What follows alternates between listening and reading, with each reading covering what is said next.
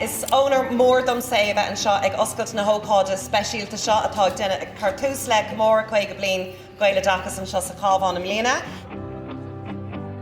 Bháil an fáiltí chealaí chu rómhar fadtá an seo inniuh. Díanam clhárdachas ó chrí le gaile dachas. Ar bhealachas écht an hain a bheith an a bheith feimú chuige bliain níos dearnlaí sa síl atá an isis. Tá Harbh táta go nini mí ceúra ar na daoine a bhunaigh an eagraíoch seo chuige bliain ó hin. Ag tús na seachtóidí bu fíormheáin scoil na bhí ag feimú trí gaile an las mód an gaiilteacht. Tá sé sin fásta thar cían ó hinna le, agus tá míad anna bhródúlas an obair sin déanach agus atá fósá dhéanamh in sa scoilne i gceantracha las mód an gaiilteacht.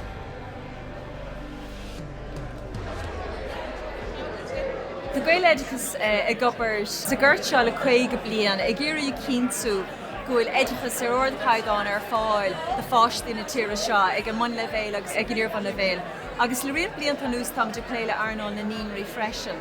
Mar gnáithín muid an tábhacht amháin leis an leanúnachas ó levéil go levéil.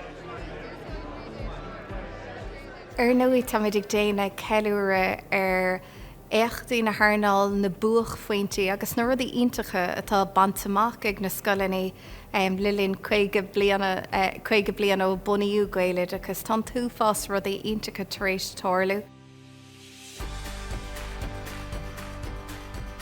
Bei bródúil gur chaid tamil ar bhór suúrgaile dachas leis an fáid rein blianta is úntacha eagraíochtaí a siad éis takeíocht chuig glúin in isise tócha thart an eagraíocht lán gailing agus gailteachta. Is takeíocht dochreite iad. Ní gánach an fónach áardach má há feibegat agus há gnéigeant ar an fón agus há siad ar an fón lárach bán agus sin an difriocht an takeíocht. Ca mé rá gan gaiileideachas agus gan fís na líine a churaí gaiileideachas nach meach me an seohanniu agus nach me táhain na hebregentas na scaile na bonscail agus íorhar na scaile na tíar.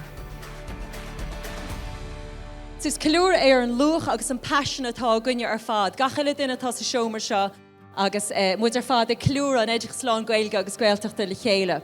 Agus is cartlann fear hábhartach é de obair na heagraíochta agus na thnála. Díanam clhárdachas fríle leis na daoine cróga idir múinteoirí, tuismothirí agus gnámháil gan phobal ar fud na tíre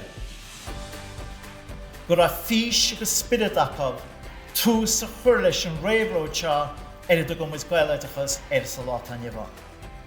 Is díomhhar bhuirmhís go muid an anabhain seáinneomh, ní bhain chun ceilúirí na freisin, ach freisin chuide an chrógach sin a háann slín le hain chuige bliain atá machrún.